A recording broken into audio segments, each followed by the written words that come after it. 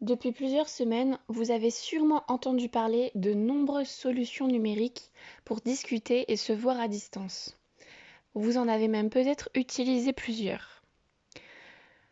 Pour nombreuses d'entre elles, les centres sociaux connectés en Flandre-Maritime vous ont d'ailleurs déjà mis à disposition une présentation écrite de leurs services sur leur site internet, que vous pouvez retrouver sur cscfm.eu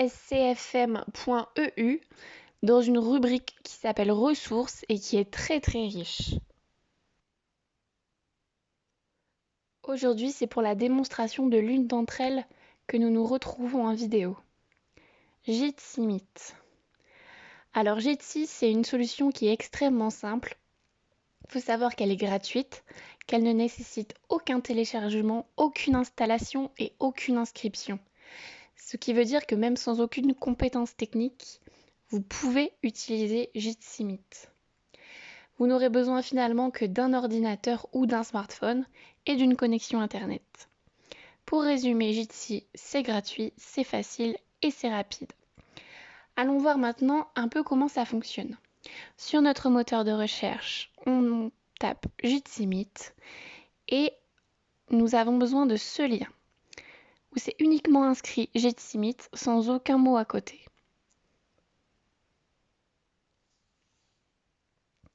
Et une fois sur l'interface, le principe est très simple. Dans l'encart blanc, vous devez nommer votre réunion.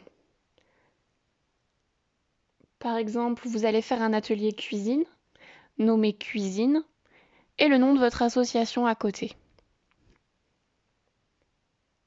Vous allez faire une séance de tricot, la même chose.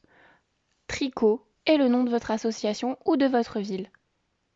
Sachez aussi qu'un lien est utilisable plus d'une fois. Vous n'avez pas besoin d'en générer un à chaque nouvelle semaine.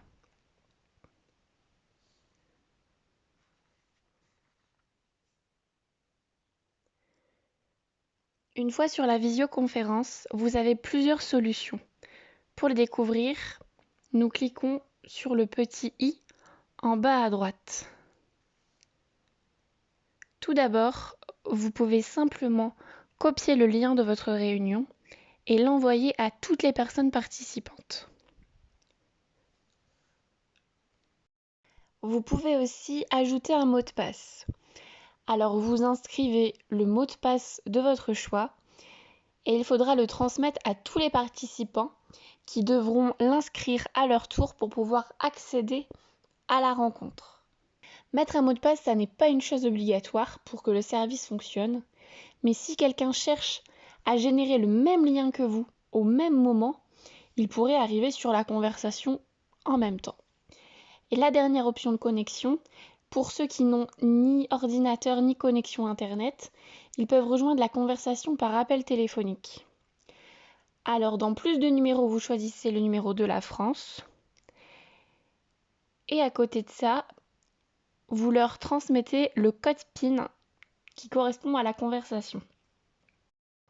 Enfin, il y a une dernière solution. Si vous n'avez pas envie d'encombrer vos participants avec un mot de passe, mais qu'à côté de ça, vous souhaitez garder le même lien de conversation pour votre rencontre suivante, vous pouvez attendre que votre atelier se termine, attendre que tout le monde déconnecte, et il vous suffit simplement d'ajouter un mot de passe à ce moment-là, ce qui fait que jusqu'à votre prochaine rencontre, le nom de votre conversation sera comme verrouillé, personne ne pourra le prendre, et juste avant la rencontre suivante, il vous suffit simplement de vous connecter 5 minutes avant tout le monde, d'enlever le mot de passe, ce qui fait que les participants habituels pourront intégrer la conversation sans qu'on leur demande de mot de passe. Les 4 carrés ensemble vous permettent de régler la vue des caméras des participants. Si ça n'est pas activé, votre caméra se trouve tout en haut. Si c'est activé, votre caméra ainsi que celle de tous les participants se retrouvent à l'écran dans la même taille. Comme sur n'importe quel service de visioconférence, vous avez la possibilité d'activer ou de désactiver la caméra, d'activer ou de désactiver le micro et d'utiliser le bouton rouge pour raccrocher. Sur la gauche maintenant, le premier dessin représente une bulle. Vous pouvez ouvrir une fenêtre de conversation pour parler à l'écrit.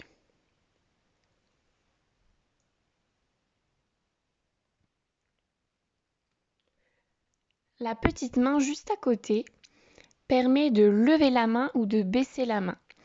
Dans les visios où il y a pas mal de personnes, utiliser cette fonctionnalité permet de se répartir la parole correctement. Et le dernier dessin sur la gauche est une fonctionnalité un peu particulière. Vous connaissez sûrement l'option de partage d'écran pour montrer votre écran aux participants. Ici, c'est la même chose, mais pour éviter de montrer des onglets personnels ou des contenus confidentiels, vous pouvez choisir de partager l'intégralité de votre écran, où tout apparaîtra, de ne partager qu'une seule fenêtre d'application, ou alors de ne partager qu'un seul onglet de votre moteur de recherche.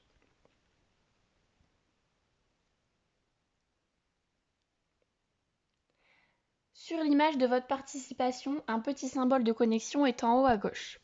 Sa couleur détermine la qualité de la connexion du participant. S'il est vert, la connexion est très bien. S'il est orange, ça peut être mitigé. Et si c'est rouge, la connexion est mauvaise. Partons maintenant dans les 3 petits points. C'est là que beaucoup de fonctionnalités sont disponibles. Le premier où votre nom apparaît vous permet de changer votre nom à l'écran.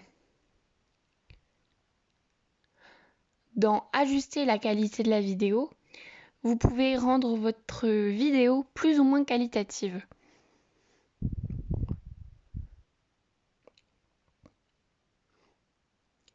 Afficher en plein écran vous permet donc d'afficher la conversation en plein écran. Il faut appuyer sur Échappe pour la quitter.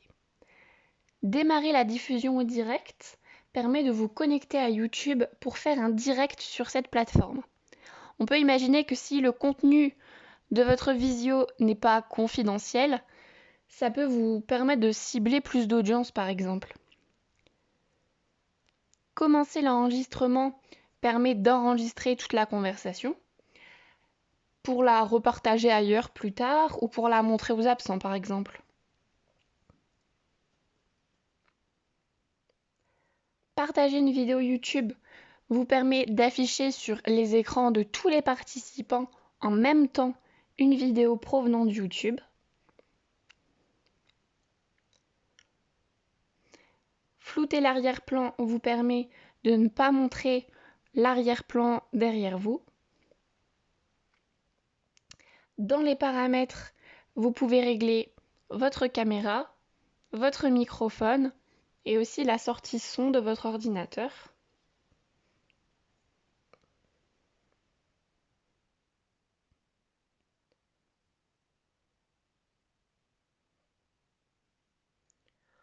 Mettre tout le monde en sourdine permet de couper les micros de tous les participants. Les statistiques de l'interlocuteur vous permettent de savoir combien de temps durent les prises de parole. Et enfin, dans Afficher les raccourcis, vous pouvez découvrir tout un tas de raccourcis clavier pour aller plus vite dans certaines actions. Ça peut être par exemple activer ou désactiver le micro, la caméra, lever la main, baisser la main, toutes les choses que vous êtes susceptibles de faire au cours d'une rencontre. Alors pour conclure, Jitsi est évidemment un outil parmi tant d'autres, mais c'est un outil qui peut s'avérer être très intéressant, notamment pour l'animation d'ateliers à distance, parce qu'il est très facile, très rapide et qu'il est très simple à prendre en main. Si la présentation d'autres outils ou plus d'informations sur celui-ci sont nécessaires, n'hésitez pas à contacter l'équipe des centres sociaux connectés en Flandre-Maritime via leurs réseaux sociaux, par leur site internet ou alors en contactant l'animateur du projet qui est présent dans votre structure.